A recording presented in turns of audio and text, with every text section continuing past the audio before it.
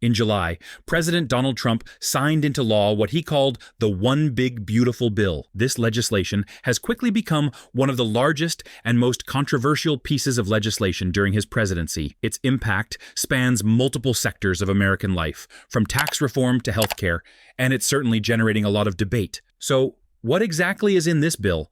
And how does it compare to the promises Trump made during his campaign? Let's break it down and explore the actual details of what American citizens are set to receive under this new law. During his presidential campaign, Donald Trump made several bold promises regarding tax policy and financial relief. Key among them were no tax on tips, no tax on senior Social Security income, no tax on overtime pay, a renewal of the 2017 tax cuts, adjustments to the state and local tax cap, elimination of tax breaks for billionaire sports team owners, closing the carried interest loophole, offering tax cuts for made-in-America products. Trump's promises set high expectations, with claims that this legislation would bring the largest tax cut in U.S. history, particularly benefiting the middle class. However, now that the bill has passed the House, gone through Senate modifications, and has been signed into law, it's important to examine the actual contents of the legislation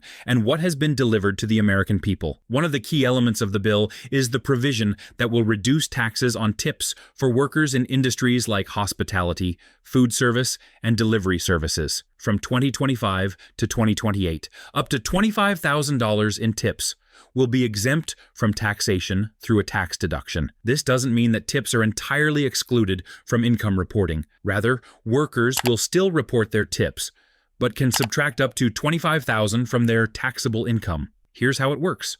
Let's say a worker earns a salary of $100,000 and receives $10,000 in tips. They would report their total income of $110,000.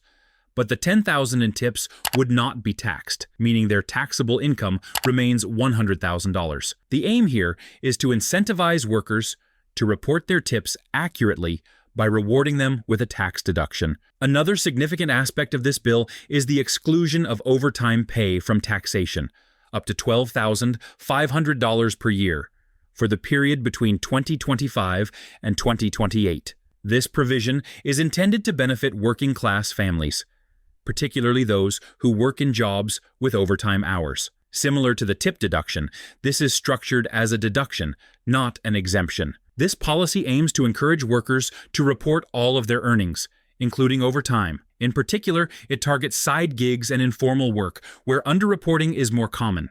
Like the tips deduction, it expires in 2028, unless renewed. For car buyers, the bill introduces a new benefit. From 2025 to 2028, car loan interest will be deductible, up to $10,000 per year. However, there are specific conditions. Only new cars assembled in the U.S. qualify, and imported cars do not benefit from this deduction. Even electric vehicles assembled in the U.S. are eligible for this deduction. This provision aims to incentivize the purchase of American-made vehicles, thus boosting domestic manufacturing and job creation. Trump had initially promised to make Social Security income tax-free for seniors, but this did not make it into the final bill. Congress resisted this provision due to concerns over the potential reduction in federal revenue and the subsequent increase in the deficit. However, the bill does provide some relief for seniors. Americans aged 65 and older will see an additional $6,000 added to their standard deduction. For example, if a senior makes $40,000 a year, the typical standard deduction would be around $14,000. Under the new law, that senior would be able to deduct $20,000, providing a significant reduction in taxable income. This change will be effective from 2025 to 2028. The SALT deduction has been a point of contention in previous tax reforms, particularly for residents of high-tax states like California and New York. Previously, taxpayers could only deduct up to $10,000 in state and local taxes. The new law increases the SALT deduction cap to $40,000 for individuals earning less than $500,000 annually. For example, if a taxpayer earns $150,000 a year and pays $30,000 in state and local taxes, they can now deduct the full amount, as opposed to the previous limit of $10,000. This is particularly beneficial for those in high-tax states, though it will begin phasing back to $10,000 in 2029. The child tax credit will increase from $2,000 to $2,200 per child, permanently starting in 2026. Additionally, the credit will adjust for inflation, ensuring it keeps up with rising living costs. However, to qualify for the refundable portion of the credit, families must earn at least $2,500 per year. This provision will benefit families with children under the age of 17, though it may not be as accessible for lower-income families, as they may not meet the income threshold. The bill introduces significant changes to Medicaid,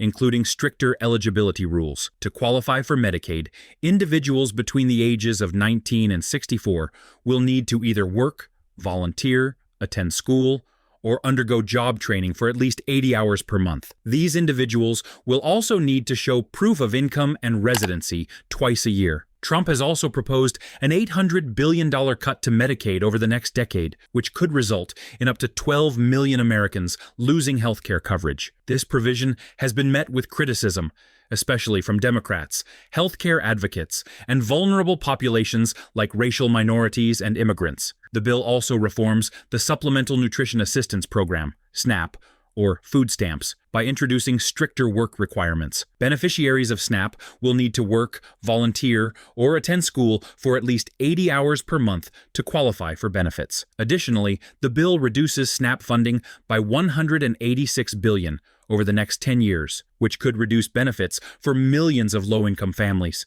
especially those with children. While the bill does not include provisions for student loan debt cancellation, it does impose borrowing limits for graduate and professional students. Graduate students can now borrow up to a lifetime cap of $100,000 in federal loans, while students in medical and law school can borrow up to $200,000. This is a significant change from the previous Grad Plus loan program, which had no borrowing limits. Trump's administration has consistently prioritized traditional energy sources like oil, gas, and coal. This bill reduces tax credits for green energy upgrades, such as solar panels, while shifting support toward oil, gas, and nuclear energy. The bill also allows states to charge extra fees to those using a lot of electricity, particularly those with home solar panels, to help cover the cost of maintaining the electric grid. The bill also impacts retirement savings accounts. Specifically, it closes the backdoor Roth IRA loophole that allowed high-income earners to contribute to Roth IRAs despite income limits. From 2026, this loophole will be closed. Instead, Trump has introduced a new retirement savings account called the TRSA, Trump Retirement and Savings Account. This account will allow individuals to contribute up to $5,000 per child, with the U.S. government matching $1,000 per baby born between 2025 and 2028. These funds must be invested in U.S. stock market index funds. The wealthiest Americans stand to benefit from the bill as well. Those earning $100 million or more will receive an additional 3% increase in after-tax income, amounting to about $75,000 annually. Additionally, while the bill limits the value of charitable deductions for the ultra-wealthy, it introduces a new rule that allows non-itemizers to deduct up to $2,000 in charitable donations. The cost of this bill is substantial, with estimates suggesting it could add more than $3 trillion to the deficit over the next decade. To cover this deficit, the government will likely need to borrow more money, increasing the national debt and potentially leading to higher inflation. The long-term impact of this bill remains uncertain, especially with the added pressure on federal finances. The passage of the One Big Beautiful Bill marks a significant moment in American policy, with far-reaching consequences for taxes, healthcare, energy policy, and social welfare programs. While some view it as a victory for the middle class, others criticize it for disproportionately benefiting the wealthy and adding to the nation's debt. As the provisions of the bill begin to take effect, Americans will begin to see the real impact of these changes on their paychecks, healthcare, and future savings. The political divide over this bill is clear. Republicans largely support it, while Democrats and left-leaning groups are firmly opposed. In the end, the bill's success or failure will depend on its real-world consequences as the American public adjusts to these sweeping changes.